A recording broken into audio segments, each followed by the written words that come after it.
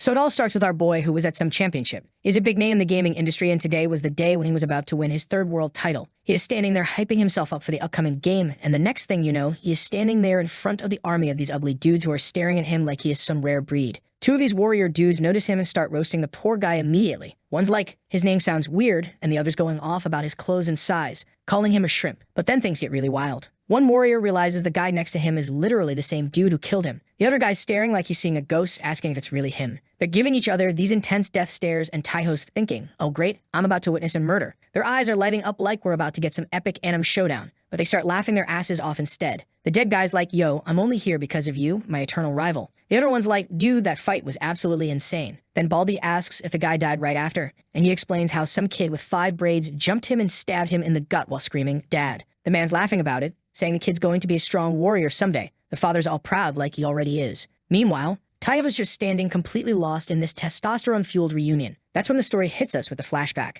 Taiho had been in the tournament, literally 1 match away from his 3rd world championship. Everything's going perfect until he faceplants into his keyboard. Now he's wondering, did I actually die right there, or is this the weirdest fever dream in history? Suddenly some girl points at him and announces he's the champion who won countless duels. All the warriors turn and stare at his scrawny frame like, how the hell could this twig be the king of anything? Half these guys already want to test him just once to see what's up. Poor Taiho's completely out of his element and probably wishing he'd just stayed dead. He's blaming this girl for dragging him into whatever insanity this is. He remembers that exact moment when his face met the keyboard. There was some strange light, and then the mystery girl appeared. She starts going on about how people who die in glorious battles carry the soul of a true warrior. Taiva's like, wait, does that mean I'm actually dead? But instead of a straight answer, she just tells him to follow her. He asks if she's leading him to hell, a reasonable question, honestly, but before he can nope out of there, she grabs his hand, and they're flying through some tunnel of light, headed straight for Valhalla. Back in the present, Taiva's trying to process this madness. Valhalla, that legendary Norse mythology place where only the most baddest warriors go. He's thinking the girl clearly made a massive mistake, assuming he's some grand warrior just because he dominates at gaming. The way she's acting all innocent and convinced makes it pretty obvious.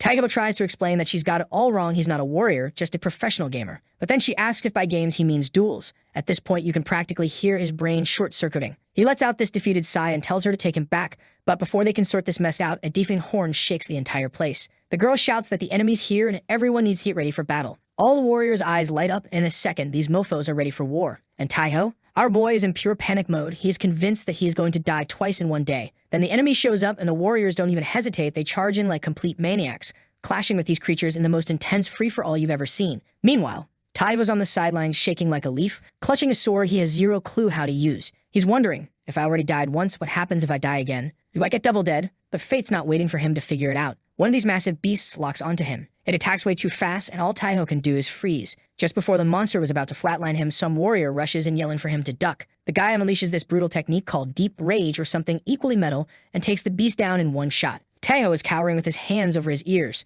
The warrior turns to him and asks if he knows what a saga is. Taiho, of course, has absolutely no clue what any of this means. The warrior laughs and starts explaining the whole deal to our confused gamer boy. He says being in Valhalla means Taiho did something extraordinary in life, and whatever you accomplish becomes your source of power here. The more legendary your achievements, the stronger you get. Taiho's looking at this guy like, dude, what feats? All I did was demolish bags of chips and destroy nudes in video games. But that memory hits him. Cal said the immortal warrior from his favorite game. This character had an absolutely ridiculous list of epic conquests that would make even Thor jealous. As Taivo's thinking about his character, this weird light starts glowing around him. He thinks to himself, is that a system window? The warrior points and says Taivo's got his own saga now. Taiho looks forward and sees these glowing letters floating in the air like some kind of divine subtitle system. He squints at them, saying he can see the letters but can't read them clearly. Still confused as hell, he manages to make out a few words. Saga the Immortal Warrior. Power 1%. Taiho starts walking, his mind absolutely spinning. That has to mean Cal says power, as he thought that. His eyes light up with that classic gamer ambition. If I can use his power,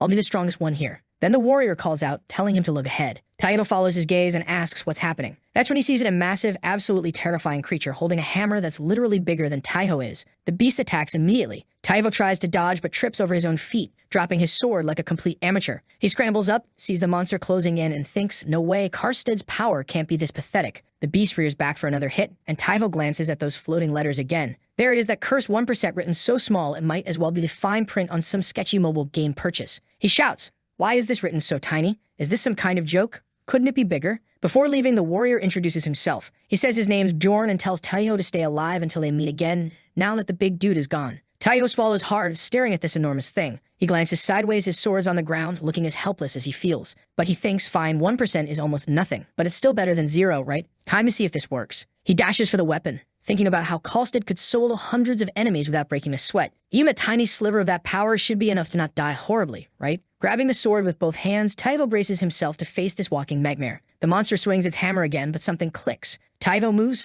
way faster than before. He dives underneath the beast just in time, and as he rolls, memories of tournaments flash through his head. You can almost hear that crowd roaring his name. Then deep inside, Kalstead's image flickers like a flame catching wind. That's when his Sava truly activates, and man, it's like someone just plugged him into the Matrix. Something shifts completely and wild electric power surges through him like the storm, and in the next second, he's zapping through the battlefield and slices the monster's head in one clean sweep, and then goes straight to being his stupid self. He fell butt first on the battlefield, so now he's just sitting there thinking, so is this the sage Bjorn talked about? Our boy gets back up because he is sure that with the help of it, he'll survive for sure. The scene shifts to the great hall where all the warriors are gathered. There's this massive celebration going on, a feast in full swing with everyone having the time of their lives. Those two rivals from earlier are sitting side by side laughing like best friends. One says he survived the fight. The other grins, calling it just a warm-up. At another table, Taiho is sitting, complaining about the food. Bjorn explains that if Taiho wants better food, he'll have to rank up. This is just the hall for rookie warriors. Low rank means basic food, no frills. Taiho asks him if he too is a low-rank warrior. Bjorn laughs and tells him that he is here to just check up on him. Taiho exhales deeply and thanks him genuinely, saying if it weren't for him, he wouldn't be standing there breathing. Bjorn gives him this half smile and shakes his head,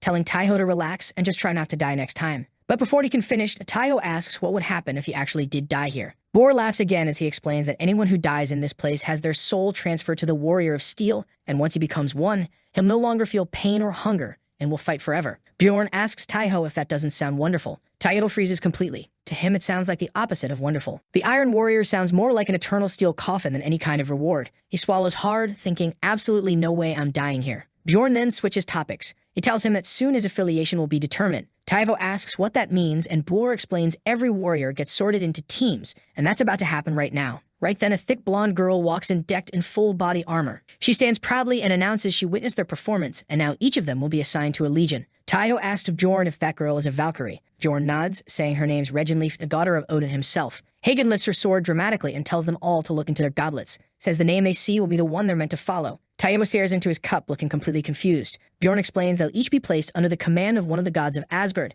and whichever god leads their unit will grant them extra power. Taiho once again turns to the goblet, thinking how the only two Norse gods he knows are Odin and Thor, so if he has to get stuck with someone, they better be powerful. When Taiho finally sees the image appear, his hope absolutely crumbles. It's a girl. Beautiful, sure, but not at all what he was expecting. He's probably thinking, where's my Thor? Where's my Odin? What is this? Scene shifts, and now Taiho is sitting in this tiny boat sailing down some quiet river. The girl is rowing calmly while Taiho looks ready to have a complete meltdown. He is thinking, they said these were teams of gods, so how the hell am I alone here? The girl notices his sour expression and asks curiously why he's been acting weird since they started. But before he can spiral into more self-pity, she cuts in again. She tells him their team has strengths that could rival any other. Even with his massive doubts, Taiho starts wondering if that might actually be true. She goes on saying no one above them can interfere and no one below them can cause problems. This place is paradise. In the next moment, our boy is back in the hall. He is staring down at his goblet with the name Idun written on it, while everyone else is cheering at names like Odin and Thor. He was literally the only one who got a name nobody else recognized. Bjorn's reaction back then didn't help either. He tried to be supportive and told him to stay strong. As the ceremony continued, each team leader called out the names of warriors joining their ranks. Lines of warriors formed everywhere. Taiho just stood there unsure who was supposed to lead this Idun team he'd apparently been assigned to.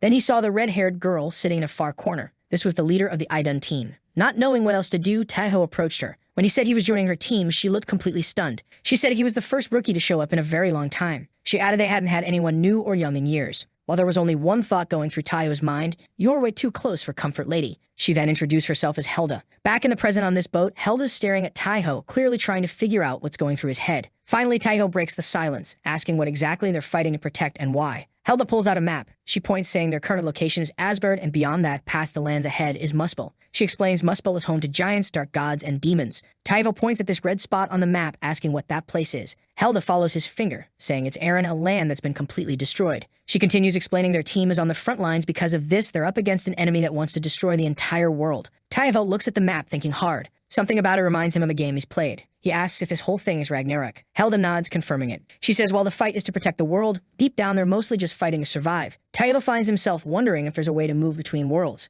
Just a tiny sliver of hope that maybe he could find a path back home to his gaming setup and normal life. But before he can ask more, Helda announces they've arrived. Taiho looks at the giant door while Helda says it's the temple of their goddess. And now as her warrior, Taiho should show his respect. They enter the temple. Taiho's eyes scan the immense structure, clearly impressed despite everything. He asks if he's going to meet the goddess in person. Helda laughs softly, saying of course not meeting the goddess face-to-face is impossible. She tells him he'll meet her, but only from a distance. At the end of the hall stands this majestic statue of the goddess. On the ground there's a circle engraved with the image of a tree that catches his attention. Helda hands him a golden apple, telling him to approach the altar and offer it. Taiho takes the apple, walks up to the tree symbol, and hesitates briefly. Then he just tosses the apple forward, thinking, I have no clue what's about to happen. As the apple hits the ground, the circle and tree light up in this radiant glow so blinding. Taiho has to shield his eyes. Everything around him shifts. The statue comes to life. Her voice echoes through the temple as she greets Taiho as her new warrior. When he opens his eyes, that tree carved into the ground is now real, golden, vibrant, and alive. Taiho immediately kneels in front of her. The goddess smiles, saying, just as water flows downward,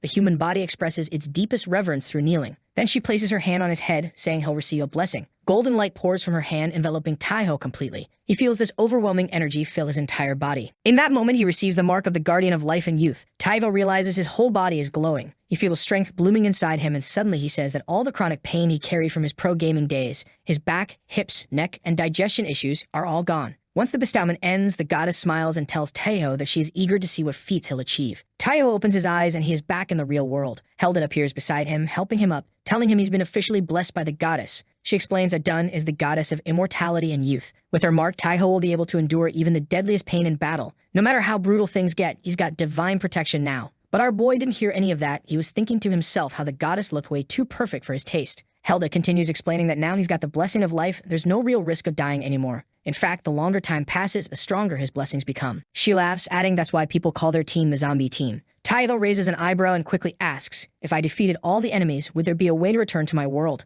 As she was helping him up, she told him that if the war ended the way he's imagining, if they actually won, then maybe it would be possible. Since this was probably the first time he touched a girl's hand, he naturally skipped normal thoughts and went straight into delusion mode. He's out here imagining a future where he is married to Helda and they're living together in some peaceful home. After a long day, he'd come back and there she'd be waiting for him in the kitchen like some kind of domestic goddess. In his daydream, Helda's smiling sweetly as she feeds him with her own hands. But reality hits the moment he bites into the food. It has the texture of a used boot sole as our boy wakes up from his dream. Helda looks at him concerned, asking if he's okay and whether the meat's too tough. Before he can reply, she tries reassuring him, saying things will improve soon if they work hard and climb the ranks. Everything gets better. But our boy just went through the reality suck and drifts again into his dream world, picturing Helda encouraging him to be patient while holding their baby beside some calm river. Then reality smacks him again. A system notification pops up warning that his illusions have reached a critical level. The next day, Helda decides to go over everything again just to make sure that this dumbass actually got any of it. She explains that every time he defeats an enemy, he earns something called runes. Taiho asks if it is that red energy that he had felt when he defeated those monsters earlier. Helda nods, saying that thanks to that battle, he must already have some runes saved up.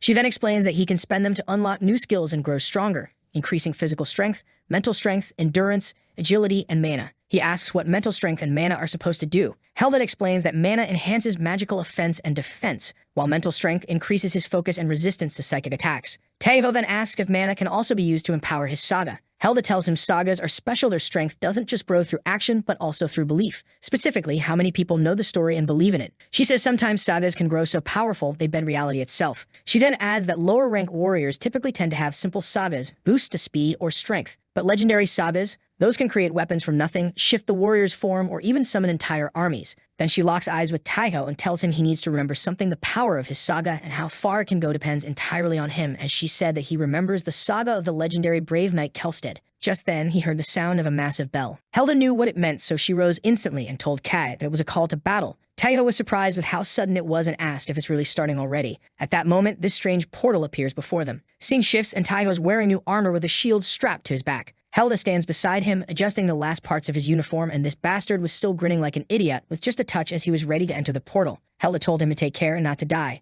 Taiho smiled and said, "Didn't you say it was hard to die? So wish me luck," and he stepped through the portal. As he entered the world beyond, the first thing he saw left him speechless. The whole place was filled with people, and as a certified introvert, I can say for sure that it's never a pleasant sight. Suddenly someone smacks his shield. He turns around in shock and sees Bjorn laughing, saying they'd met again, and that Taiho looks way better now. Then grinning, he asks if Taivo's Valkyrie is pretty. He laughs even harder, adding that honestly all Valkyries are pretty, aren't they? Before Taivo can answer, Jorn grabs his shield and gives him a gentle shove toward the formation, telling him to get moving and informing him that today's battle will be different, as they'll have a commander this time. All of the warriors then stood in line while our boy stood there alone like a fool. The commander asked if Taiho was the Idun's warrior before ordering him to go to the back of the line. Without wasting any time, he introduced himself to the Legion. This dude was Ragnar from the Heimdall's Legion. He told the army that today their task would be to recover the territory they lost to the Knolls and open the gate, declaring like always that he'll lead from the front, and the army was more than happy to die following this man. In a blink, they're in a snowy field. Taivo spots a monster on the hill, but before he can warn anyone, it leaps down, tearing through everything. This beast is no ordinary mob, it's the boss, White Fang. Ragnar shouts for the charge, but the monster nearly wipes them out in one swing, and Taiho's standing there cursing whatever bastard opened that damn portal. So everything goes dead silent, and Taiho's staring down White Fang with that massive hammer, thinking,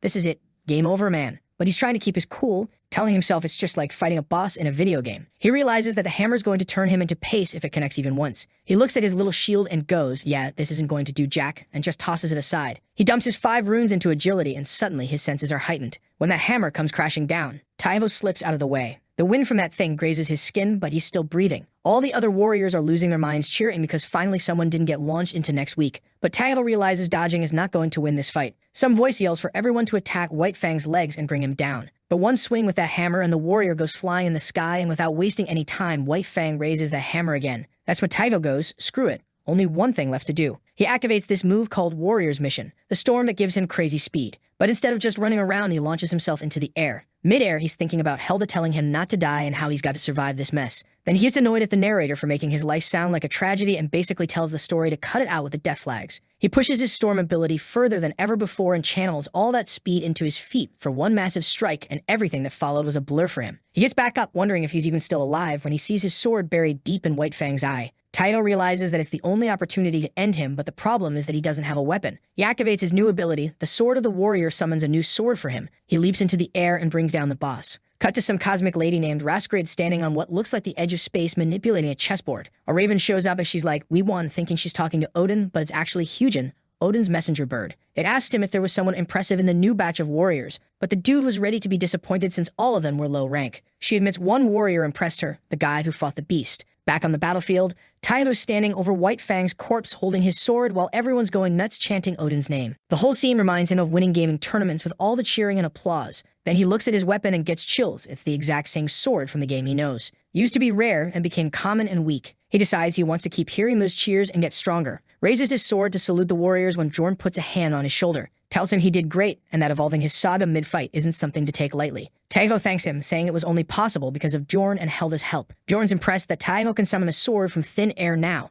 Taivo laughs, saying it's new for him too, but he can make it appear and disappear at will now. At this point, our boy was completely spent and wanted to head back, but Jorn dropped the bad news and told him that they're not going home. Points to a fortress in the distance and says that's their next target. They're camping here until they take it. Later that night, Taiho collapses in his tent. Completely drained, he can't believe everything that happened in just one day. He's staring at his hands, thinking about what Jorn taught him regarding sensing his saga. Opens his system window and sees that synchronization has gone up to 5%. He's getting stronger for sure. He's got 2 saga slots now and wonders if he can combine them. While he's thinking about it, some warrior bursts into his tent with this weird smile, saying someone's looking for him. Taivo steps outside and sees all the warriors gathered around, every single one grinning at him with that same strange expression. He asks them what it's all about when he sees Helda chilling around the bonfire, and he is all shy just by looking at her. The scene shifts to 5 minutes ago, and Helda is sitting on the ground crying her eyes out and apologizing to our boy. She then asks him if he can show her his sagas. As she looks at the list, she panics even more because the list is filled with one ridiculous achievement after the other. The girl's sobbing about how arrogant she was and how she never realized he was this powerful hero.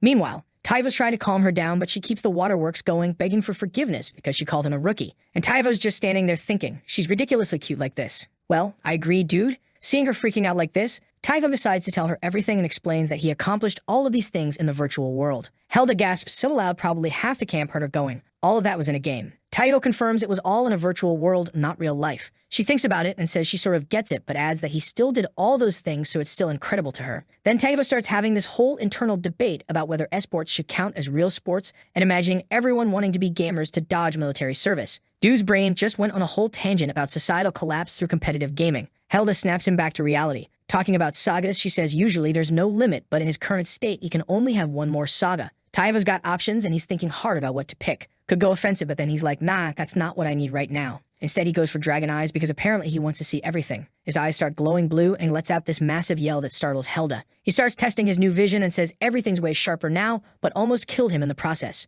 Helda tells him to rest and prepares to leave, but before she goes, she hugs him and says having someone like him on the team is incredible luck. Poor Taivo is so shocked by the hug, he thinks the tent roof might blow off. After she leaves, some guy named Rolf from Team Ullr shows up to escort Taiho to a gathering. Taivo's wearing a helmet now for some reason, probably trying to hide his glowing dragon eyes or something. This Rolf guy explains he's from a merged unit and everyone needs to gather at Ciri's base. Taivo activates his dragon eyes to check this guy out and confirms his identity, plus learns he's called the Wolf Hunter. But apparently his new vision shows him more than he bargained for. He freaks out and quickly looks away. As they're walking, Rolf's going on about how he envies Taiho for getting visited by a Valkyrie. Says if it was him, he'd be bragging to everyone. Taiho's feeling pretty smug about it, thinking it's like a celebrity visit. Then he asks about Team Ullr's benefits and Rolf explains they get to choose between invisibility and target tracking. Shows off by going invisible right in front of Taiho and then reappearing. They get to the new camp and Taiho meets the unit leader, who turns out to be a thick blue-haired woman apparently rare in Valhalla since the only other women he's met were Valkyries. This leader's got some serious energy radiating off her that makes Taiho realize she's way stronger than any warrior he's encountered. Her title is the Manhunter. Then this light appears in the sky and everyone thinks it's another Valkyrie, but surprise is for Skrid again. Taiho recognizes her and uses his dragon eyes to see she serves under Odin with the title Ice Princess. Skrid takes charge and announces Commander Reynos is dead, so his unit gets merged with Ciri's. She then whips out a scroll and starts distributing the rewards. Since our boy was the one who killed that thing, he got everything. Gold coins, a rune, and team points. He's trying to keep a straight face, but inside he's doing victory dances, thinking he's going to be a living legend. But then he hears the other warriors whispering and thinks they're praising his victory. Nope, they're all talking about how lucky he is that Helda visited him. Seriously? Dude defeats a giant monster and saves everyone, but all they care about is his visitor. Skrid shuts everyone up and announces tomorrow they will be capturing the fortress, and the strategy for that is simple. They'll be using steel rains. As she said that, everyone cheered like she had announced free feasts for everyone. Taiho tries to match the hype but has no clue what steel rain even means. He turns to ask Rolf, who honestly admits he has no idea either. So the next day, Skrid's flying around the battlefield and gives the signal to start the attack. Warriors charge toward the fortress like a zombie horde, but with better coordination. The enemy spots them coming and out pops another giant monster. This one's called Red Eyes. While everyone's clashing, Ciri starts explaining Skrid's master plan. The main army will distract the enemy at the front gates while her unit scales the walls, infiltrates the control rooms, and opens up the fortress from the inside. She mentions they'll use steel rain to breach the walls, and Rolf gets all hyped, talking like he knows exactly what that means. But Taivo's given him the side-eye because he knows this dude has no clue what steel rain is either. Taivo's still wondering if it's some kind of teleportation spell or magic attack. Cut to Taiho sitting inside what looks like a giant beer barrel. Finally, it dawns on him what steel rain means. They're literally getting launched in metal barrels toward the fortress walls like human cannonballs. Rolf asks if he's excited and Taiho's like, "Are you kidding me, dude? What's there to be excited about?" Other warriors around him are cheering and yelling stuff like I'm going to Valhalla, and Taivo's probably thinking, aren't we already in Valhalla? Did you guys miss orientation day? The horn sounds and their barrel starts moving. These things get loaded into massive cannons. Inside the barrels, it's a mixed bag. Some warriors are screaming in terror, while others are having the time of their lives, already pumped for battle. The barrels crash through the walls and everyone stumbles out looking like they just survived a car accident. People complaining about back pain, bitten tongues, and general "why did I sign up for this?" vibes. Taiho's just grateful to still be breathing. Ciri shows up, warning them to get ready because company's coming. They look ahead and see this massive creature with huge claws surrounded by giant insects moving in perfect formation. Ciri explains these bugs work in groups of 5, and if you take out the leader, the rest get confused. Someone asks how to tell the leaders apart since they all look identical. That's when Taiho remembers his shiny new Dragon Eyes ability, activates his enhanced vision, spots the boss bug, and points it out to Ciri. She wastes no time going straight for the target while Taiho starts calling out other leaders by whatever traits. You can see the fast one, the handsome one, the famous one. Guys basically turned into a living strategy guide. With each leader down, the remaining bugs start retreating. But then another horn sounds, and it is time for the next wave. Ciri splits the team. She'll hold the front with her group while Rolf takes a team to the control rooms. Before they leave, she tells Rolf to bring Taiho along and looks right at him, saying she's counting on him. Rolf's group is just 4 people, and 3 of them can turn invisible. Taiho can't do that trick yet, so Rolf tells him to stick close. They sneak away from the main battle, and Rolf says he knows a secret route. He puts his hand on some stone, and a hidden passage opens up. They head into this dark tunnel with Rolf lighting the way with a torch. Then Taiho walks face first into massive spiderwebs and starts freaking out, ripping threads off his face. Looking around, he realizes this corridor hasn't been used in forever, but they continue to head inside anyways. So the group keeps moving, but Taiho's lagging behind, while this massive spider is just chilling on the ceiling, watching them like their dinner. Rolf tells everyone to be careful, and they're all trying to step quietly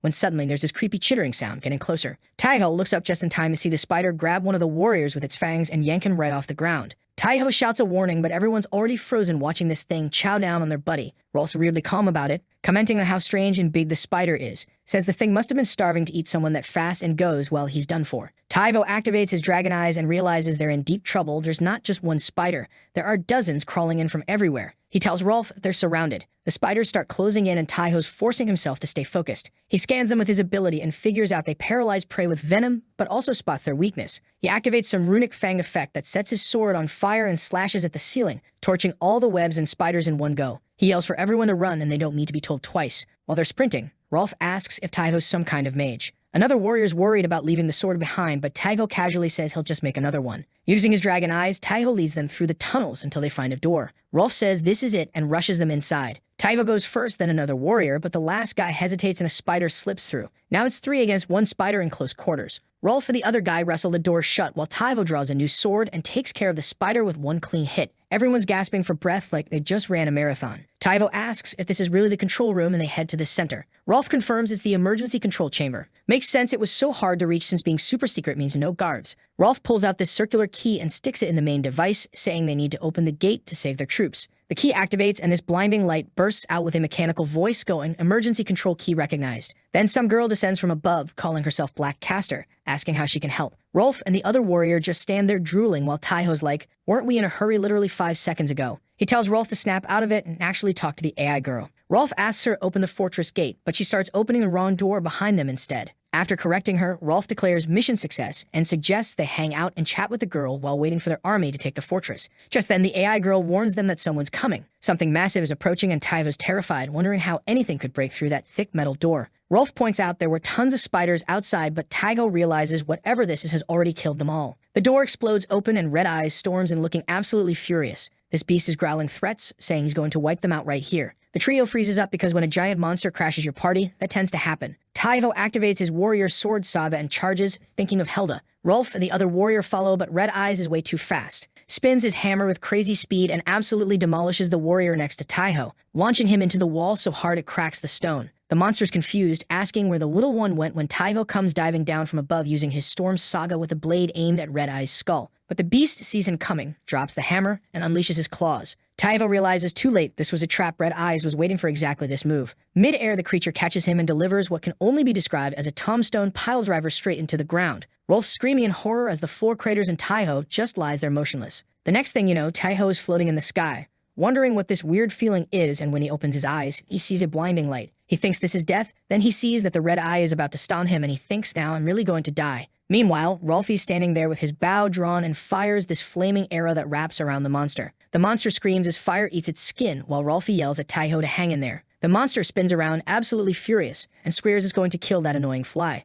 For a second, it's looking back and forth between Rolfie and Taiho like it can't decide who to murder first, and that's all the time Taiho needs to play dead. He's lying there thinking if he moves even muscle he's toast, so he stays perfectly still, so the monster decides to ignore the motionless guy and charges at Rolfie, who's getting ready to go down fighting. While Taivo's still on the ground, he feels this fire in his whole body and everything hurts, but something inside him is roaring that he's still breathing. He gets up and Red Eyes doesn't even notice. Taivo ignores all the pain and reactivates his storm power, then flashes forward and slices the monster's manhood clean off. Seeing this, even Rolf went, "Yo dude, this is a bit much," and told him to end that poor dude's suffering. Taivo walks over slowly and apologizes before activating his warrior sword saga, but then something crazy happens inside him. His hands start glowing and his massive metal hammer appears while the system cheerfully announces he's unlocked a new saga called Skull Crusher. Taivo slams the hammer down so hard it shakes the entire room. Rolfie and the third warrior rush over and the warrior is screaming with excitement that Taiho actually did it and Indu has won. Rolfie's staring at Taiho like his brain is still processing what just happened when another notification pops up saying Taiho leveled up and his costed sync is at 7%.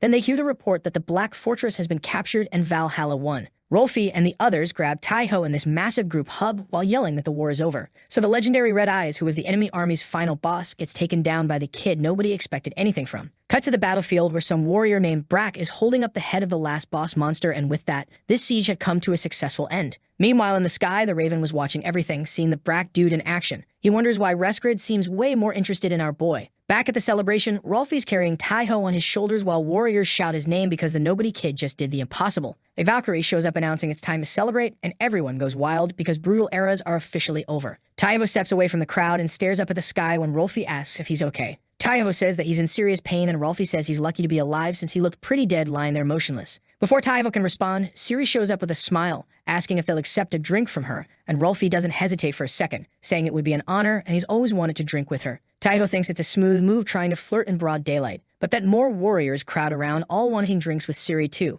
She opens a barrel and starts pouring while shouting a toast to Valhalla. On the other side of the party, Rolf's got a whole crowd gathered around him retelling the entire battle like he's doing play-by-play commentary, going into every detail of the spider fight, the chaos, and most importantly, Taiho's war crime against the Red Eyes family jewels, as he said. Every dude in the room collectively felt the pain that poor bastard went through while our nutcracker of Valhalla was just watching from the sidelines. His attention keeps drifting to Siri, who's laughing and looking totally carefree. He's thinking, she really does know how to smile like that. The party gets wilder with references flying around that nobody understands. Then the dwarves start acting weird, which is saying something since they were already drunk. That's when Raskrid shows up, telling Taiho he's got a visitor. It's the beautiful Helda, and the warriors immediately start cheering and making comments. As Taiho and Helda walk off together, everyone's shouting stuff like, "Make the most of it, kid," and "We're jealous." The dwarves try to keep the party going, but Raskrid shuts it down, telling everyone to get some sleep because they've got an important mission in the morning. Cut to dawn, and all the warriors are assembled. Taiho looks like he got hit by a truck, yawning like he didn't sleep at all. Naturally, this makes him a prime target for interrogation.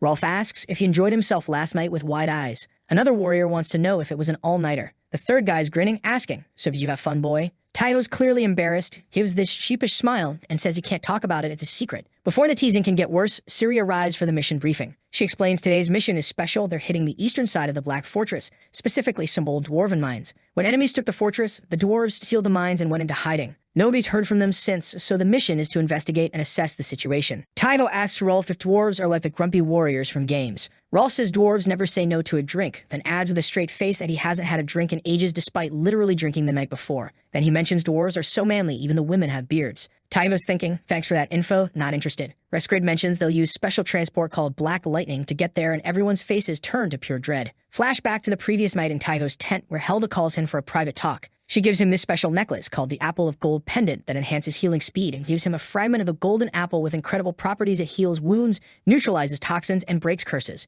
She kisses his forehead and blesses him in the name of Idun. Back to the present, Taiva's buried in snow in front of the massive Black Fortress. He pushes himself out, looking irritated, rumbling that he knew this trip wouldn't be normal, but being launched like a corpse in a coffin was too much. Looking around, he sees his teammates sprawled in the snow, not moving, and wonders if they're dead. Then he remembers Helda's necklace must be why he's still standing. The thing's stronger than he thought. The group reassembles at the fortress entrance and heads inside. The place is dark and forbidding. Someone comments that dwarves must really hate sunlight. Siri announces that they're warriors of Valhalla sent by Valkyrie Raskrid. The air feels heavy, like it's holding centuries of silence and sorrow. Taivo activates his dragon eyes to scan the area and warns something's wrong. There are movements, lots of figures above them. Siri reacts instantly, ordering everyone to raise shields just as arrows rain down from above. The warriors shield themselves as best they can. Then Taiho looks. This can't be right. They're dwarves, but they're undead zombies. The group freezes and Rolf mutters, "Zombies? Why the hell are there zombies here?" The only explanation is the dwarves didn't survive and got turned into the undead somehow. Rolf asks Taiho if he's sure about what he's seeing. Taiho confirms it with his saga active. He can see them clearly, even in the darkness. He starts listing off their weird names like Ghost Dwarf of Cinema,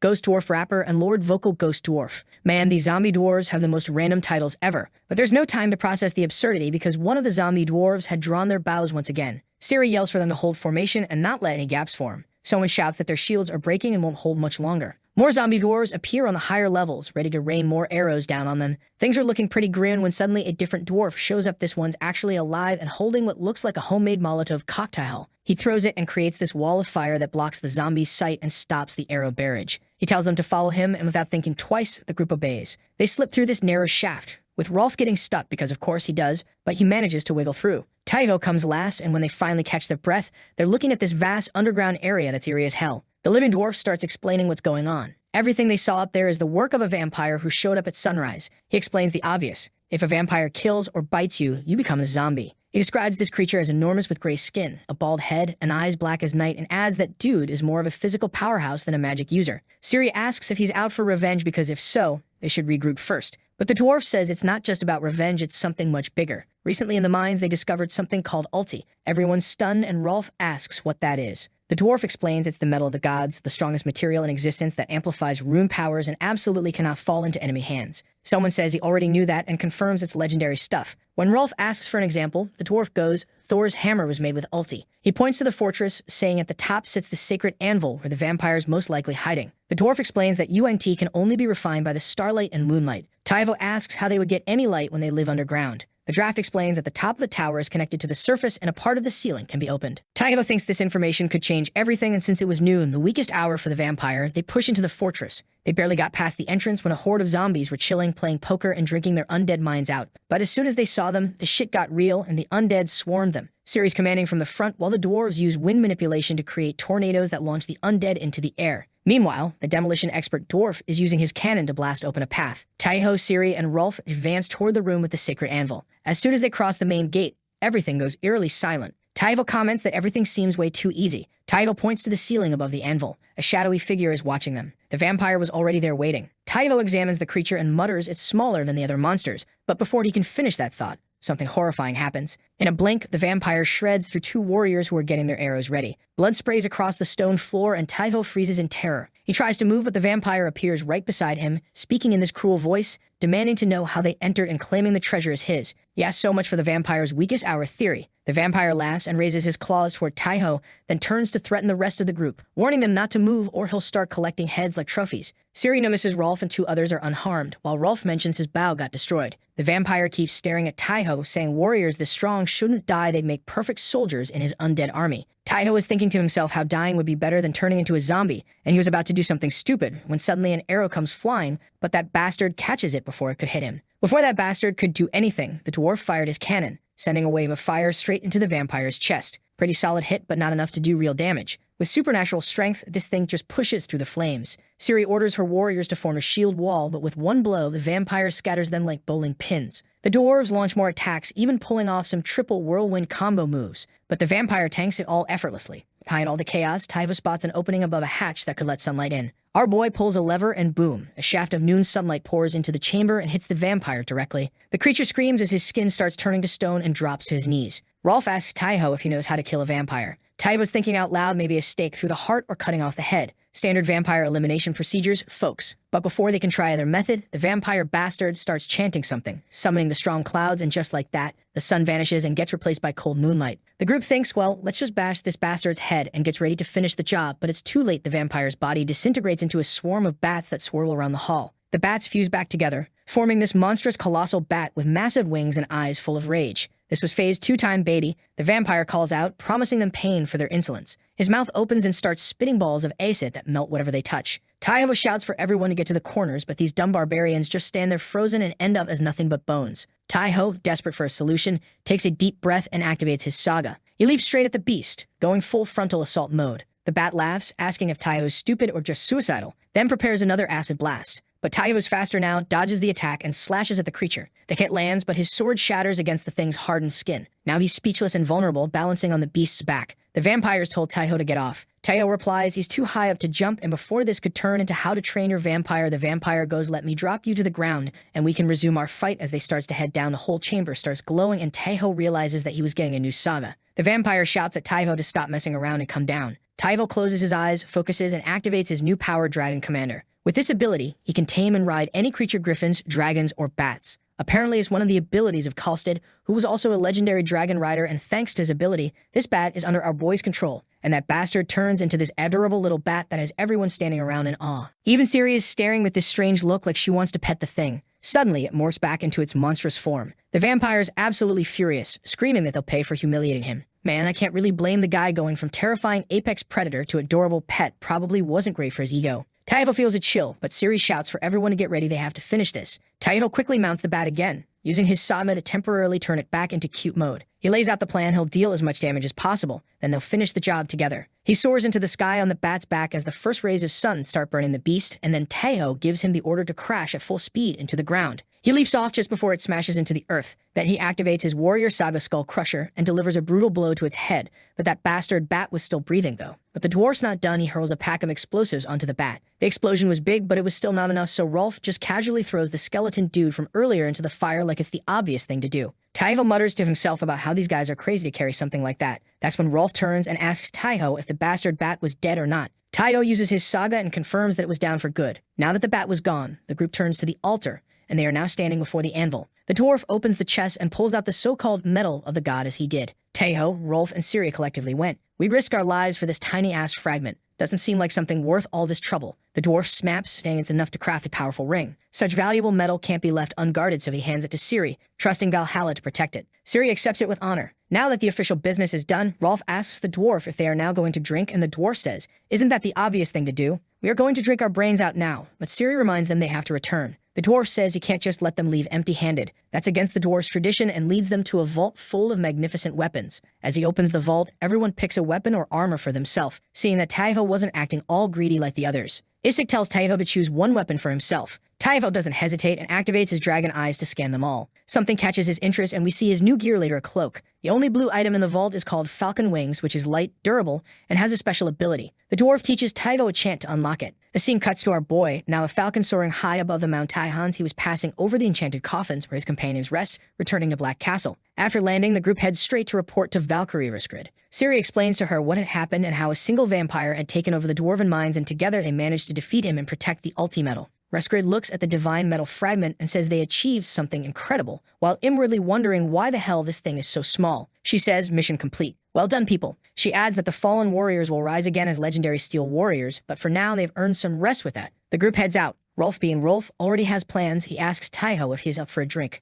Taivo laughs and shakes his head while thinking to himself, "Are you crazy, you bastard? I'm tired. I want to rest." Before he can leave, Ciri approaches with a smile, congratulating him and saying in her eyes, Taivo contributed the most in that battle. Taivo gets embarrassed and says none of it would have worked without their help. He's thinking about how that vampire bastard was a true monster that even managed to block out the sun. Then he opens his system window and with surprise says the best part is yet to come. He just unlocked a new saga, earned several runes, and increased his synchronization rate to 9%. Can't wait to see what happens when it hits 10%. The scene shifts to Valkyrie Reagan patrolling the outskirts like she usually does, but this time she ventures farther than normal. Everything seems calm until this strange sound echoes through the Mount Taihans. She follows the noise, and when she discovers the source, her eyes widen in alarm. She immediately activates her Saga Swarming Wind Cloak, knowing getting closer would be deadly, turns around and flies back as fast as possible. When she returns, she heads straight to Riskrid and reports her findings, telling her that an army was on its way to invade them. Riskrid orders urgent reinforcements to be sent to Valhalla. Meanwhile, Ciri was playing her part as the party pooper, ordering everyone back to quarters.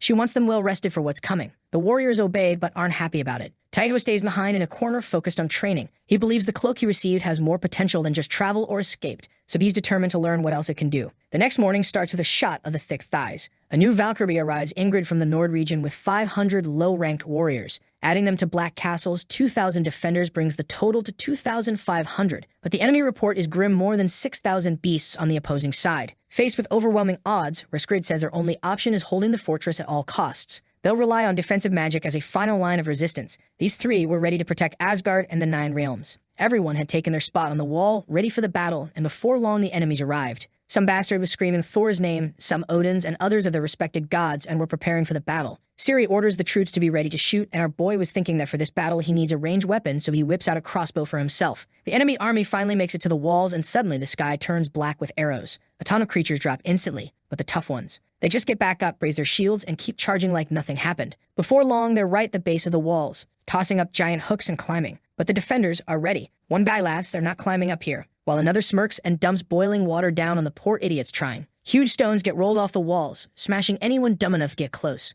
Rolf is letting explosive arrows fly while Ciri and Taivo push forward, slicing through anyone who makes it up. Then the sky darkens, not from arrows this time, but a shadow. They look up, and there it is, a dragon diving in like a nightmare with wings. Fire pours out of its mouth, blasting the battlefield, and for a second, it feels like game over. Chaos everywhere, people screaming, flames spreading. But then Valkyrie Reagan steps up like the absolute boss she is. She slams her spear into the ground, activating glowing runes, and suddenly a giant barrier forms over the whole castle, a shining dome that blocks the dragon's fire. For a moment, everyone actually breathes again. That relief doesn't last, though. The beasts regroup and start hammering all their attacks at one weak spot in the shield. Regan yells that if they keep it up, the barrier won't hold for long. That's when Taivo knows it's his turn. He runs straight to the edge of the wall and jumps off like he's lost his damn mind. Midair, he yells out the chant, "Power of the Falcon, take me to the skies." In an instant, the dude transforms into a falcon. With some slick flying, he slips past the barrier before anyone can blink, gets behind the dragons and shouts, "Here I go." Then he dives down fast and furiously. Right before impact, switches back to human form. Without hesitation, he kicks some poor beast rider off one of the dragons and jacks his ride.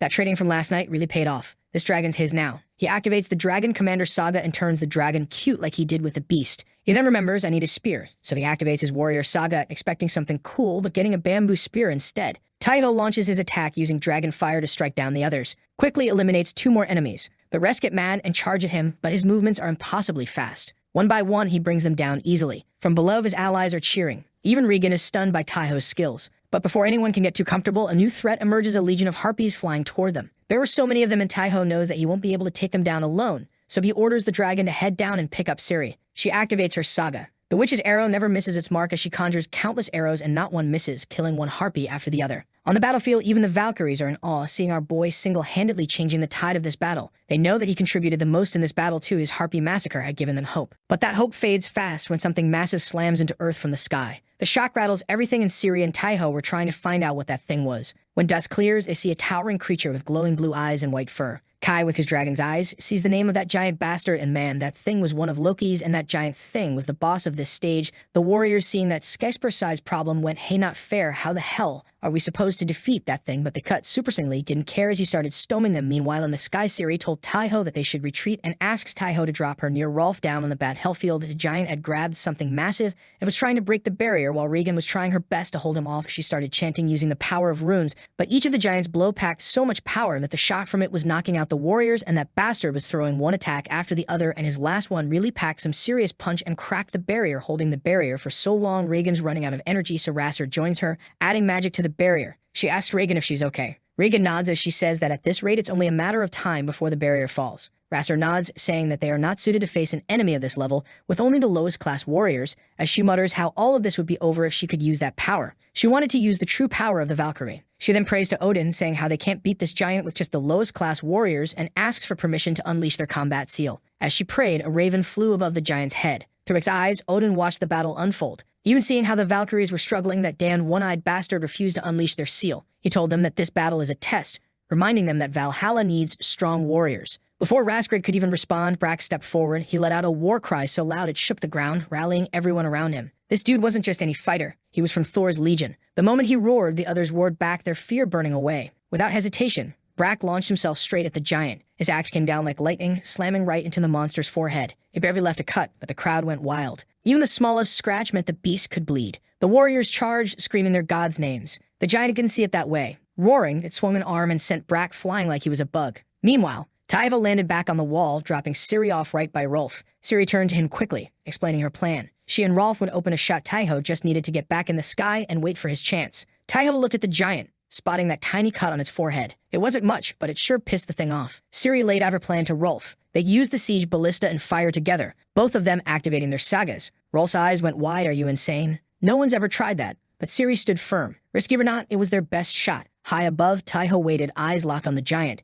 But the monster's gaze suddenly locked on him. For something so massive, it moved shockingly fast. Its huge hand shot out, and before Taiho could react, smack, he was swatted out of the sky. He hit the ground hard, tumbling like a rag doll, until he slammed against the base of the wall. The Valkyries gasped. Rasgrid screamed his name and bolted toward him. The others yelled after her, but she didn't slow. She knew Taiho was their last hope. What she found was bad. His leg was twisted at a sick angle, and his body was broken from the fall. The beasts outside were gathering. Taiho tried to move, but nothing worked. His vision blurred, death creeping in again. That everything shifted. He wasn't on the battlefield anymore. He was at a table, sitting across from Helda. Their home peaceful. She smiled at him and told him to eat fast. On his plate were glowing golden fragments, the apple pieces she'd given him. Taivo took a bite. Golden light surged through him. Even the Valkyries on the wall froze. The aura he gave off wasn't just strong. It was divine. Rasgrid whispered in disbelief. How could a low-ranking warrior shine with the power of a god? Taivo stood, his body glowing like the sun. Every wound healed, every ounce of pain gone. The beasts hesitated, fear creeping in. Taivo lifted an arm and with a single motion blasted them back like they were nothing. On the wall, Ciri shouted to ask if he was all right, reminding him that they were ready on their side. Taivo looked up and said that he was feeling fine, but now he has no ride and his cloak alone wouldn't get him high enough. That's when Rasgrid appeared behind him. She told him not to worry, saying that he can ride her. I'm not jealous at all, damn it, I want to ride a Valkyrie. Meanwhile, the warriors were throwing themselves at the giant. They were scaling the giant like ants and started biting down, and the giant gave them the ant treatment, swatting them away. Taiho, on the other hand, was busy blushing, asking Rasgrid what she meant by ride her. That's when she uttered the word Draco and transformed into a white dragon. She now understands why Odin had refused their request, because this battle isn't theirs. This battle belongs to Taiho and his group, and she is sure that they'll win because they are strong. With that, Taiho hops on as he apologizes for what's about to happen, and she just says, hold on. Without warning, she takes off. They rise way above the battlefield, while down below, Ciri's yelling to Rolf that it's showtime. She adjusts this massive siege ballista and Rolf gets behind it, pulling back the enormous frame. The weapon starts glowing with the power of both their sagas combined. Down on the ground, Brack is bleeding and battered but refuses to fall. He invokes his saga, Son of God. Power explodes around him, giving him tenfold strength. At that exact moment, Ciri and Rolf's sagas merge and they name their attack the Huntress Witch's Arrow that never misses. Bit of a mouthful, but hey, it gets the job done. Brack strikes first, leaping up and slamming his axe right into the giant. Then, as the giant opens his mouth to roar in pain, Rolf and Ciri fire their shot. This giant arrow flies like it's alive and dives straight into the giant's open jaws. It detonates with this thunderous boom that probably woke up half the continent. The giant staggers, howling, and then starts to fall. Raskrid sees the opening and dives down. She tells Taiho to get ready, this is their chance. And Taiho activates both his sagas at once, naming it the Saga of the Warriors Storm Charge. As Raskrid dives through the air at incredible speed, a tornado forms around them, making them even faster and heavier. Their targets clear the open wound on the giant's forehead. The impact was absolutely devastating, and the earth shook beneath them. After such a brutal victory, they throw a grand banquet to honor the warriors' efforts. Laughter and conversation fill the air while on the central stage, the Valkyries show up, ditching their armor for flowing white dresses. Regan lifts this massive horn filled with mead and calls for attention. She invites the warriors to lift their cups for a toast to celebrate, and the crowd erupts in a roar. Regan says it's an honor to stand among them tonight, celebrating such a monumental victory. Then she raises her hand for silence and apologizes unfortunately. She can't personally serve every warrior since there are only 3 Valkyries and way too many soldiers, so she announces that her sister,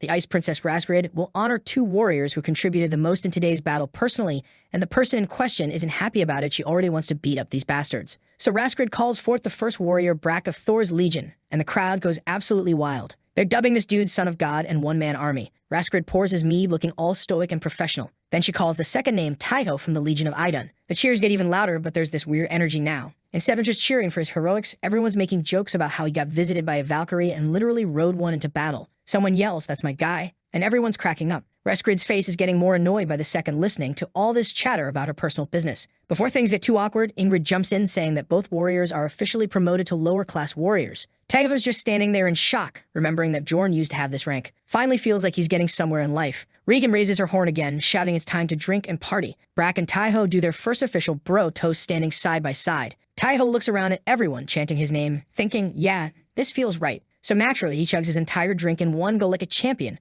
But turns out our hero's a total lightweight. Gets absolutely hammered immediately, but doesn't care because he's living his best life. Meanwhile, in the shadows, 2 mysterious figures are having their own little villain conference. One asks if that's the famous Taiho who awakened divine power. The other dude goes, yeah, it's impressive, but my kids could totally do that too. Then he sighs and says that he'll help him out since they had asked for it, but just this once. Fast forward 1 week and Taiho's finally got his own place, a cute little cabin that comes with the promotion package. He's sleeping like a baby when suddenly the ground starts shaking. He bursts outside thinking, what fresh hell is this now? Standing right at his doorstep is this cloaked figure with lightning crackling around him. The cloaked dude is just standing there staring at Taiho, all ominous and dramatic. Taiho's like, who are you and why are you having a light show in my front yard? The mystery man doesn't answer, instead asking if Taiho's the famous lower-class warrior who beat 2 commanders and helped take down a giant. Then adds that he's heard Taiho being called a hero, but even my children could do better than that. He slowly pulls back his hood and draws a sword. Taiho activates his dragon eyes and immediately regrets it. This dude's power level is off the charts, maybe even stronger than the Valkyries. Then he sees the name and nearly has a heart attack. Ragnar Lothbrok, the legendary Viking warrior, just showed up at his house.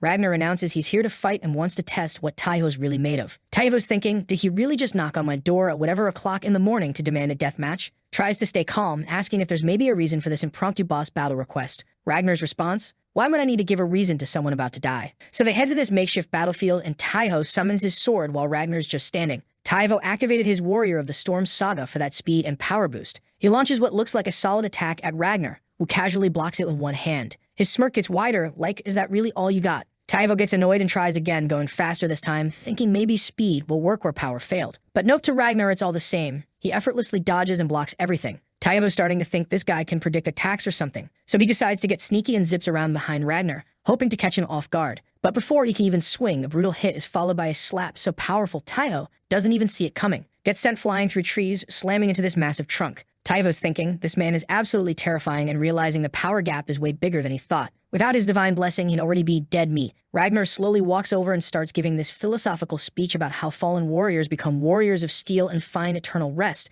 so Taiho's got nothing to fear. Before Taiho can even react, Ragnar raises his sword and unleashes this brutal strike that splits the massive tree trunk behind Taiho in half. But Taiho used his cloak to transform into a falcon at the last second, barely escaping with his feathers intact. Ragnar watches him fly higher and says, if you're going to hit me, give it everything. I won't even move. Taiho doesn't hesitate, activates Storm Warrior again and dives down. Just before impact, he switches to Skull Crusher Warrior, and this big warhammer materializes behind him. Even with this meteor hammer combo closing in, Ragnar doesn't budge. When it hits, the explosion shakes the earth with shockwaves going for miles and creates this massive crater. But somehow, Taiho still missed his target. In a blink, Ragnar moved, dodged effortlessly, and caught Taiho by the head. He told Taiho that his skills are impressive, but far from enough, and then he slams him to the ground. Now he was holding Taiho by the neck, asking if he could keep going, but dude doesn't wait for an answer before lighting up his arm with murder energy and smacking Taiho across the face so hard it breaks everything nearby. Stands over him checking his handiwork like, yep, that'll do, then starts walking away muttering he expected better. But then golden light starts glowing behind him. Ragnar stops and turns, getting serious now. Taiho's back on his feet, glowing like a damn light bulb with divine power blazing around him. Ragnar admits the rumors were right. Taiho really can use god power. He says now he gets why Taiho's goddess has faith in him. He warns Taiho about using the divine juice carelessly, but before he could finish the sentence, Taiho collapses on the floor. Later, Taiho wakes up, seeing everything blurry. The first thing he spots is Helda kneeling next to him, looking worried as hell. She asks if he's okay. He asks what happened. She says she was freaking out he'd been out cold for hours. He starts telling her about this complete psycho who showed up wanting to murder him for no reason. Then he freezes mid-sentence. His heart nearly stops. Ragnar's leaning against the wall, listening to every word with this "oh really?" expression. Ragnar asks with ice in his voice if that's how Taiho's been describing their little chat. Taiho's sweating bullets now. Before it gets too ugly, Helda jumps in. She points at Ragnar, saying he's going to be Taiho's new teacher. Taiho looks at her and goes, "Hell no, I already got you." Ragnar fires back that he never signed up to babysit some random kid and has way better things to do. She explains that since Taiho's already tapped into God mode, she can't teach him much more. Her stuff's all theory. He needs someone who actually knows how to use that power. Ragnar looks Taiho up and down and says it's almost insulting such a weak little twerp can use divine energy. Even his kids could pull that off easily. If this is all Taiho's got, there's nothing worth training.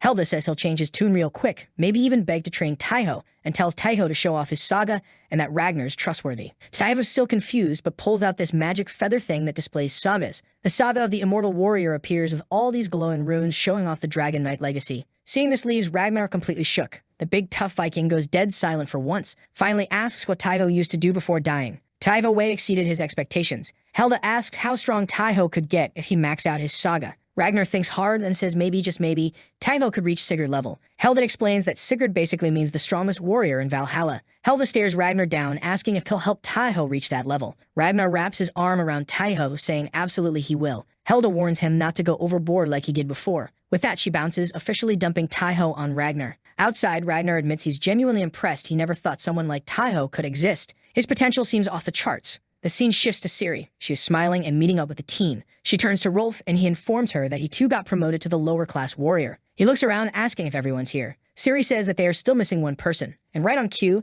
Taiho walks up with that calm little smile of his. Says it's good to see everyone again. Everyone's staring at him with pure admiration. And why wouldn't they? This is the warrior visited by a Valkyrie, the only guy to ever ride one. Taiho's getting all awkward under the attention and asks Ciri what exactly she told them about him. Ciri just grinned and glanced at Rolf and said it was all this bastard's doing. Just then someone asks if everyone's arrived, and damn, it's a Valkyrie. Silver hair, emerald green armor, the whole deal. Her name's Gandor, warrior of the Ulra Legion. She told everyone that this expedition is a small one composed of only inferior-ranked warriors from the Ulra and Aimen legions, and added that the expedition may be small, but they are not allowed to slack off. The warriors start protesting and say, when has it ever been easy? Gandor laughs along, telling them she can't let them slack off all the time. Taiho notices how relaxed and informal everyone is. It feels natural, human. Gandor calls everyone together to explain the mission. When Rolf asks where they're going, her playful attitude drops completely, and she tells them that they're headed to Svartalfheim, the land of the Dark Elves, also called the Land of Eternal Night. Massive trees block out the sunlight, and the ground is covered in rotting leaves. It's like walking into a forest that forgot what sunshine looks like. They step through the portal, and Taiho immediately feels the difference. The air is thick and damp. Everything's covered in shadow.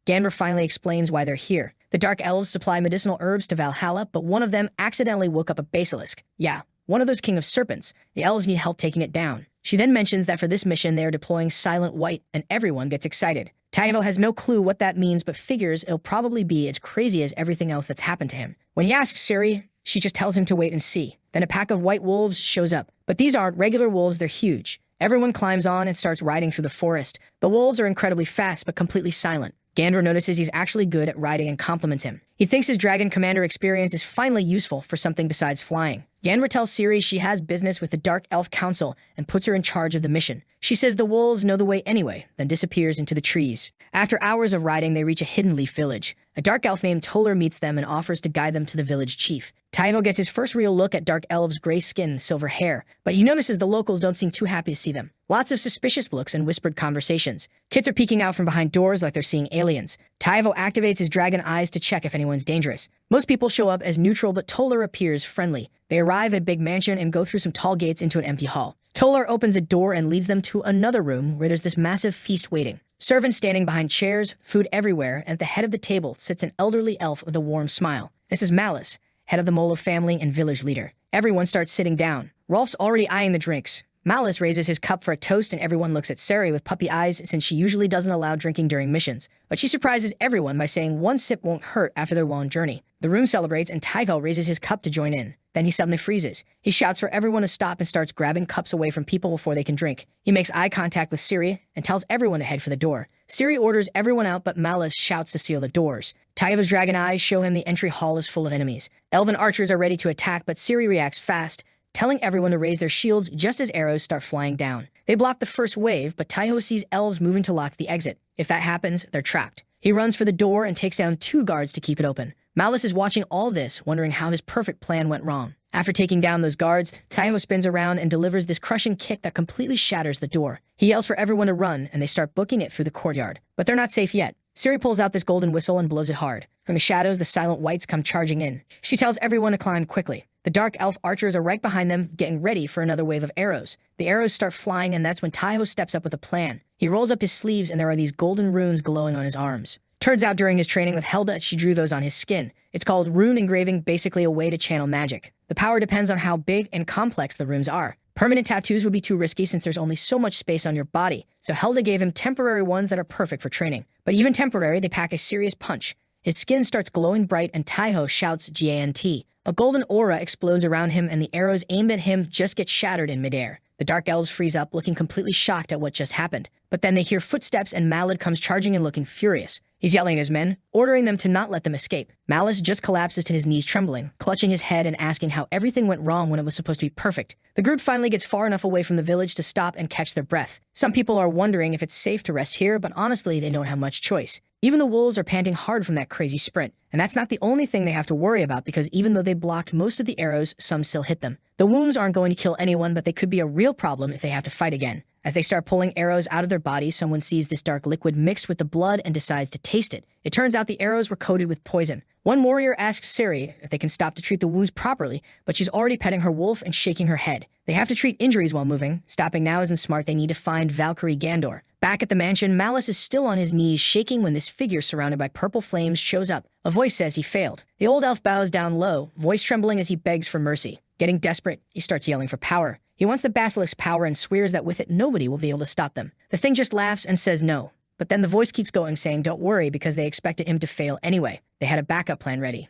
Cut back to the warriors who think they're getting away from danger. Rolf looks at Taiho and asks if he knew those elves were enemies because of his power. Taiho nods and thanks Siri for trusting him. If he tried to explain everything back there, it might have been too late. Siri gives him this soft smile and says it's normal to trust someone you fought beside, especially in life or death situations. But then her face completely changes. Her eyes go wide as something red starts spinning behind them, a portal opening. She yells for everyone to get ready, but before anyone can move, the warrior at the back gets stabbed by this huge blade. His body lifts up in the air as blood goes everywhere. The others can only watch. What makes it worse is whoever's holding that blade hasn't even come through the portal yet. One thing's for sure, the thing isn't human. Its skin is this gross green color that looks dead. Taivo's dragon eyes are still working and he sees something scary. This creature is a monster named Regenerator Marcos. 2 warriors get angry and charge at him to get revenge for their dead friend. At first it works their swords cut deep into the thing's chest. But that's exactly what Marcos wanted. With one move, both warriors are dead. 3 guys down in less than 10 seconds like they were nothing. Fear hits the group hard, but what really makes them shake is when the wounds start closing. The creature's skin heals completely without even leaving a mark. Siri shouts the Regenerator.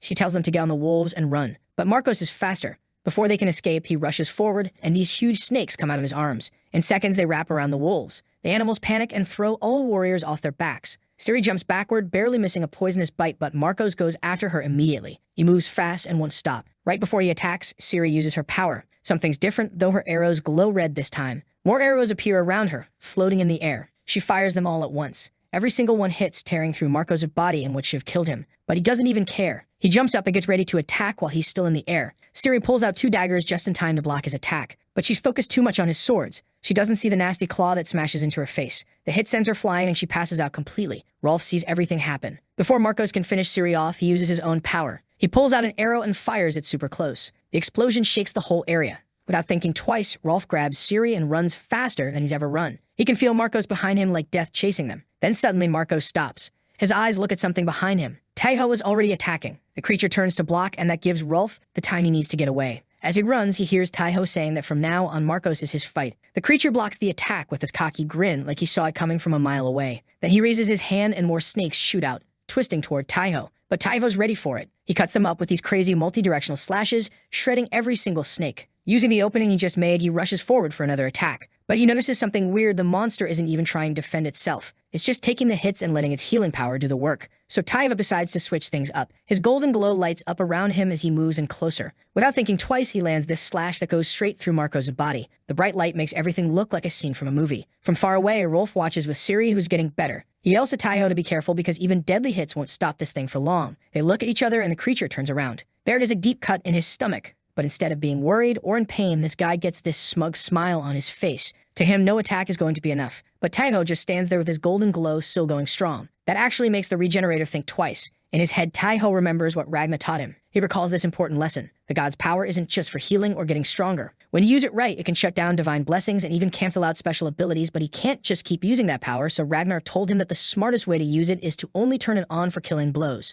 That way, Taeho doesn't get tired and makes sure each hit counts. Now the regenerator's blood starts pouring out and Taeho was ready for round 2. Taeho takes a deep breath and gets into his fighting stance. Across from him, Marcos makes fists, his eyes burning with anger and worry. Both guys charge at each other, trying to end this fight once and for all. Their swords crash together like crazy. Sparks light up the dark. Marcos is getting pushed back. Rolf watches, totally shocked. He can't believe what he's seeing. Taeho's backing up an enemy that seemed impossible to beat. Even Siri's impressed, but also worried. No matter how good Taeho's doing, he's fighting alone. And fighting alone means getting tired faster. Sooner or later, his energy's going to run out, and when it does, he'll be in trouble. Siri runs toward him, wanting to help however she can, and her gut feeling is right. Marcos sees an opening and, in a fit of rage, roars before swinging with everything he's got. A deadly strike. Taeho sees it coming and throws himself backward just in time. If he had waited even 1 second, his head would have been gone. He jumps back, making space between him and the enemy. But he doesn't waste time. As soon as his feet touch the ground, he goes forward again. The regenerator lifts his sword, getting ready for a downward strike, hoping to catch Taeho off guard.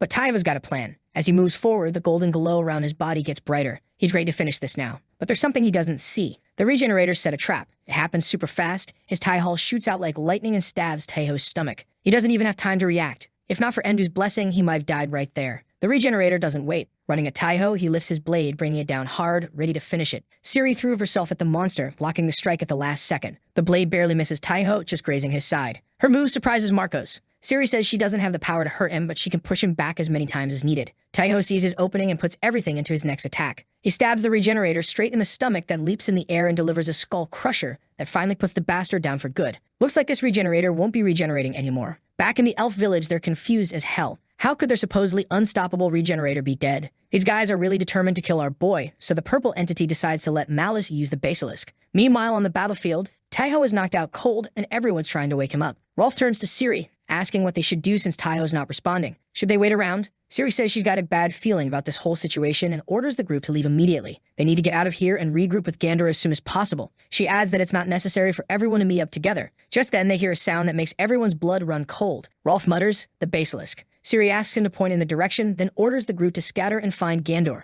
The warriors get all emotional, saying they'll meet up with them in Valhalla if things go south. Siri cuts short their emotional moment and tells them to move. Rolf asks what she's going to do about Taeho since he's still unconscious. She tells him to leave Taeho to her and get going. He wishes her good luck and bolts out of there. Siri crouches next to Taeho and activates her ability as pink light surrounds her. She's used her Saga Wolf Witch and literally transforms into a wolf. She grabs Taeho and heads into the forest. Dan Bro is on the mission to ride them all. Time passes, and Taeho's still knocked out when he hears a voice calling out for him. He thinks it's Helda calling, but when he opens his eyes, he sees Siri, and she's right on top of him. So close it jolts him awake completely. His face goes red, and he tries to speak, but the words come out all scrambled. Before he can say something stupid, Siri puts her hand over his mouth and tells him to stay quiet and not move. That's when he realizes they're surrounded by massive monsters everywhere. Siri explains she had to lie on top of him so her goddess's veil would hide them both. But any sudden movement breaks the spell, and if that happens, they're dead. Taeho asks why she didn't just leave him and escape with the others. She goes quiet for a few seconds, looks at him, then looks away and says he has something special. Few warriors awaken that kind of power, and losing him would hurt Valhalla badly. Then she adds that she likes fighting beside him and wants to keep doing it. Her words hit Taiho hard. Reminds him of his old teammates who trusted him just like Siri does now. But this isn't a game anymore. The risks are real and he can't let down people who believe in him. Before he can answer, Siri crosses her arms and sighs. She says she thought he'd never wake up and that she tried everything to get him up. Taiho freezes. Everything? His cheeks turn red again, but before his mind goes places, Siri's already scanning the forest, looking serious. Now that he's awake, it can move. She triggers her saga again, turning into a giant wolf. Taiho activates his Dragon Commander saga, which affects Siri too, wrapping her in blue light and making her senses sharper. She can see dozens of creatures hiding in the trees. Normal-sized snakes attack all at once. Taiho cuts through several, but more keep coming in waves. Then he gets this chill down his spine. Something worse is coming. The ground shakes and trees get ripped up like twigs. Something massive was coming towards them. It's the basilisk from earlier. Siri immediately warns Taiho not to look into its eyes because it will freeze him up. The thing lunges and Siri dodges just in time while Taiho jumps to avoid the attack. She gets some distance and both turn to face the creature again, but it's already staring at them. The basilisk opens its mouth and thick green poison starts dripping from its fangs. Then it shoots a massive stream of that deadly stuff. Before it hits, Taiho raises his hand and activates the magic on his arm. The poison just evaporates, swept away by divine power. Siri jumps high above the beast and Taiho follows, using his Storm Warrior saga and launching off Siri's back for extra height. But he screws up. In midair, his eyes meet the basilisk's and the monster hits him with its paralyzing stare. For a moment, Taiho's body locks up in midair, but he's not giving up yet. He summons divine power again and it becomes this clash of wills. The basilisk's death stare against Taiho's god power. He sees his chance and activates his warrior's blade saga and whips out a golden lance to obliterate that thing in one shot. Siri drops back into her human form, completely out of juice, while Taiho can barely stand on his feet. She suggests they rest, but before he can even nod, Taiho spots a sword stuck in the basilisk's corpse. He walks over and yanks it out only to find it's just the handle of a broken blade. Before he can curse his luck, Siri shouts that they're surrounded. They stand back to back, ready to defend themselves, but none of them has the energy to. Siri told Taiho to head back to safety while she held off the monsters, but Taiho wasn't having it. He activated his runic magic and told her either they both were leaving here or none of them were. Both of them took the battle stance ready for the battle. The monsters attacked them from all sides. Taiho and Siri are taking them out one after the other, but these bastards have the number advantage, and if that wasn't enough, another basilisk shows up, and right about now, Taiho is cursing his fate when Siri delivers bad news. That bastard hadn't come alone this time, and right on his heel, the rest of the monsters show themselves. Now our boy is surrounded on all sides, and the situation's looking pretty bad. Siri's scanning around trying to find some way out, but there's nothing. Taiho is watching the beasts, and you can see in his face that he knows what's up. Siri asks if he can still fight. Taiho doesn't answer. He tries calling on that divine power again, but nothing happens. He told her that he's got maybe 2 more saga uses left, and that's not going to be enough. They're basically screwed. But Taiho grips his sword tighter and gets into a fighting stance anyway. If he's going to die here, he might as well go down swinging. Siri grins and tells him now he's talking like a real warrior. If they're going out, they'll do it together without backing down. Both shout their gods' names and get ready. The monsters roar and charge, but then something moves behind them. The silent whites show up quietly. Then this voice calls out, saying they're here to help. It's Rolf and he's not alone. Someone dives from above and cuts a monster clean in half with one strike. When they land, you see it's Valkyrie Gandor looking ready for war. But before anyone can celebrate, she yells to watch out. A basilisk comes at Taiho crazy fast, and he's too worn out to even lift his sword. All he can do is watch, but then something happens, and that thing drops dead, cut in half. Behind it stands someone new spinning a blade and smiling. It's Ragnar. Says they're safe now because he and the others are here. Taiho shouts Ragnar's name, grinning with relief. Siri's eyes go wide. She whispers Ragnar's name and her face turns red, and Siri is in her Fangirl mode. Taiho looks at her and mutters, who knew that she had this side to her. The fight's not over though. Rolf uses his saga and blasts one of the basilisks, opens up a path for everyone to charge in and finish off what's left. Gandor and Ragnar cut through everything. In a few moments, they took care of all the monsters. Then Ragnar says it's over and congratulates everyone. They all swarm him like kids meeting their hero. Some say it's an honor. Others can't believe they're meeting the real deal. Meanwhile, Siri's just standing there frozen, face red, staring at him. Meanwhile, Taiho is standing there thinking, what's so great about this dude? Ganymede steps up and says the mission's complete. She then told Taiho that she knows that he killed the regenerator and she'll report it back to the higher-ups while congratulating him for his feat, because taking down that regenerator was no joke. Then she adds with this sly look that someone with his talents won't go unnoticed. Man, he is catching Valkyries like they're Pokemon. As she said that, Taiho felt death glares coming from his back. All the other warriors are out here wanting to kill this bastard. Ganver whips up a portal and they portal back to Valhalla, where Helda examines the sword hilt that Taiho found. She says the runes are too damaged to read, but this thing's definitely unique. She can feel old war energy in it. Since he got nothing, Taiho decided to destroy the weapon because he had this feeling that this thing is something special. Helda then claps her hands and tells Taiho that they should head back to the temple and report everything to Idun. They borrow a small boat and start heading to the temple. On the way, Helda mentions the goddess has a gift prepared for him. Our boy is excited to know what it is since he's only gotten small blessings before. He stands on the engraving on the floor, drops the golden apple, and kneels, and the goddess appears, all warm smiles. She read the report thanks to him. They messed up the giant's plans, beat a tough enemy, and even rode a beautiful warrior. That last part makes Taiho go red while the goddess laughs. She told him that she's got 2 gifts, but he can only pick one. First is a cloak from Olympus that turns him into a Pegasus. Second is a magic pouch that stores anything, no matter the size. Both are insanely valuable, but he's got to choose. After thinking it over, Taiho picks the pouch. Helda's surprised. She thought he'd go for the cloak. But Taiho explains becoming a Pegasus wouldn't be much use without someone to fly with. Since he's the only one in his legion right now, it doesn't make sense. Plus, it's the basic gamer knowledge that one must always expend their inventory. Helda laughs, saying she doesn't exactly get what he means, but whatever. They head back, and Helda tells him that starting today, he'll have lessons with his new teacher and asks him if he's excited.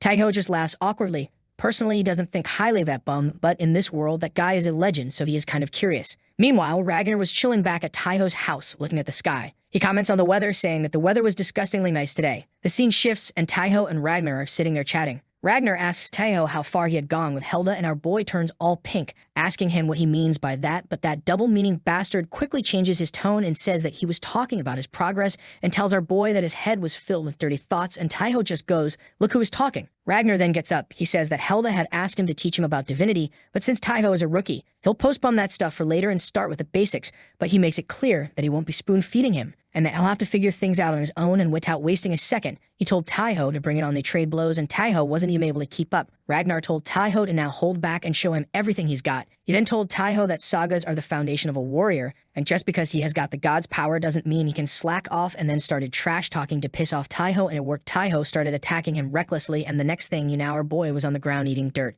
Ragnar told Taiho that there are 2 things that he needs to work on. The first was an offensive saga. As for an inferior rank warrior, he has got a lot of sagas, but most of them are of the support class. They are helpful, but don't pack a serious punch. As Taiho was thinking about what he should pick for his ultimate move, Ragnar told him the second thing he needs to do is look at all his sagas again. Taiho looks confused, so Ragnar explains his sagas are incomplete. Most low-rank warriors think their sagas are set in stone, but they evolve with the user. A saga is a story passed down through generations, and like any story, it changes depending on who's telling it. With that, he starts to walk away. He told Taiho that's enough for today, while reminding him not to forget anything before he goes. He adds one more thing. He told Taiho to keep that divine aura running all day, eating, sitting, sleeping, whatever. If Taiho can pull that off, he'll boost both power storage and duration. Evening came. Helda was at his house cooking for him, while Taiho was busy with his lessons with Ragnar. Seeing that stupid grin on his face, Ragnar asks Taiho if he has something to show to him. Taiho grins and activates his Warrior's Blade saga. A normal sword appears, and showing it off, he says that he usually summons this sword, then pulls out the broken hilt from the last mission. Activates his saga while holding it, and the broken weapon fixes itself into a full blade. Taiho explains when he holds the hilt and uses his saga,